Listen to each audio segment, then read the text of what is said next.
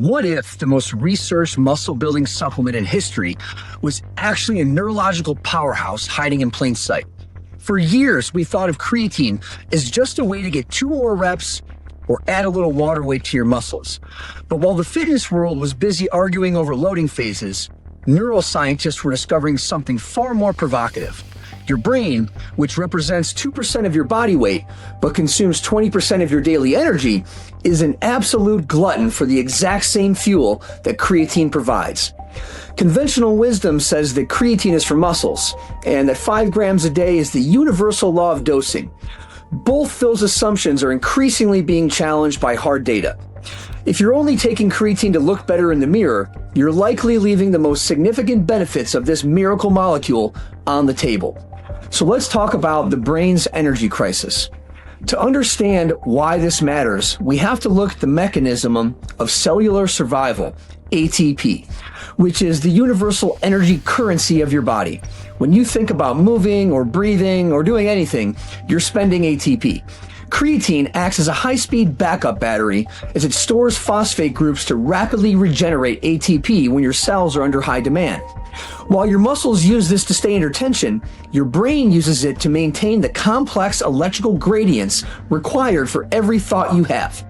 Research published in the Journal of Neuroscience and Biobehavioral Reviews highlights that the brain has its own internal creatine synthesis. But it's not always enough. In scenarios of metabolic stress, like chronic sleep deprivation, intense mental fatigue, or deep cognitive overload, your brain's creatine levels can dip. This is where the standard 5-gram recommendation begins to look incomplete.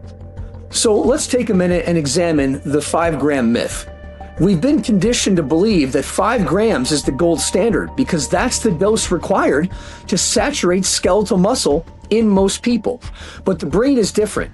The blood-brain barrier is notoriously picky. It doesn't absorb creatine as easily as muscle tissue does. So emerging research into brain saturation suggests that if you are looking for cognitive resilience, the dosage strategy may need to be more nuanced. While 5 grams might be the baseline for general wellness, studies exploring neuroprotection or recovery from cognitive stress can often look at higher ranges, sometimes moving for 0.1 grams per kilogram of body weight. So for a 200-pound man, that's 9 grams, not 5. This isn't to say that more is always better, but it is to say that one size fits all is a myth. A 250-pound athlete and a 120-pound retiree have a different metabolic demands. If you're using creatine for mental performance, we have to stop treating the dose as a static number and start treating it as a physiological target. So the resilience factor, sleep and stress. The most compelling evidence for brain creatine doesn't necessarily show that it makes you genius level smart overnight. Let's get that out of the way. Instead, the research points towards resilience.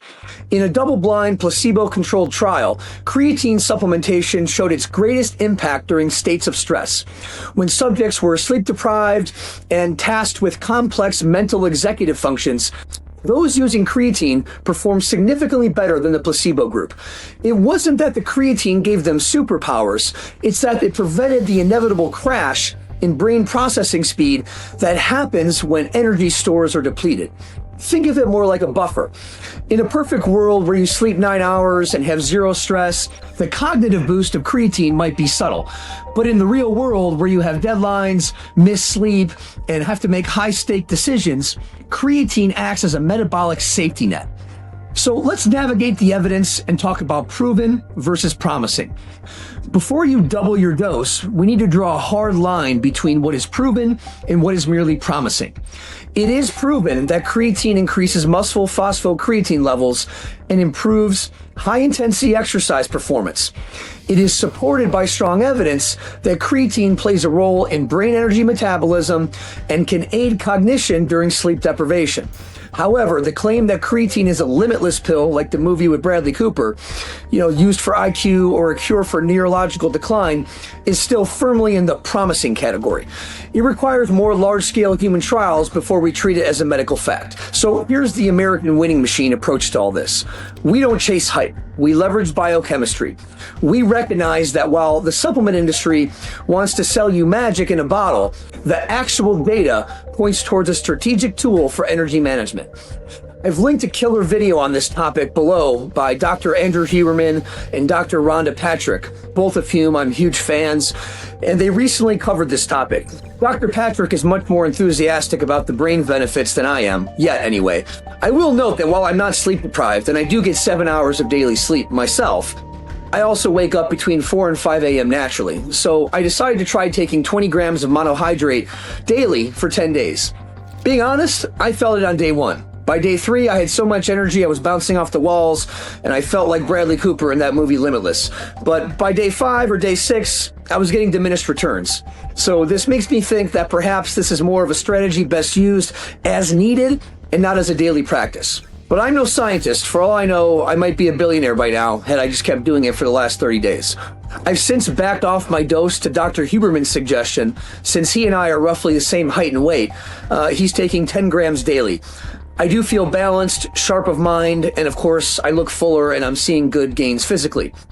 So the tactical payoff for this new protocol that we're discussing, what's the takeaway from all this? Stop viewing creatine as an extra for the gym and start viewing it as an essential for your cognitive infrastructure. First, identify your baseline. If you're currently taking 3 to 5 grams and you're a larger individual or you're under a lot of mental stress, you may not be fully saturating your brain tissue. Consult the research on weight-based dosing and consider a slight increase. Perhaps moving to an 8 or 10 grams daily aligns with your performance goals. It does for me. Second, time it for consistency, not for hype. Creatine isn't a pre-workout stimulant, it's a saturation game.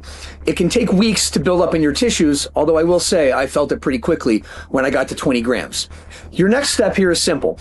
Audit your current intake. If you aren't taking it, the sheer volume of safety data and cognitive upside makes it one of the few no-brainer additions to your high-performance regimen. If you are taking it, ask yourself if your dose is based on an old bodybuilding magazine or your actual body weight and mental demands. Upgrade your energy metabolism and upgrade your ability to stay sharp when everyone else is fading, and I'll see you in the next lesson.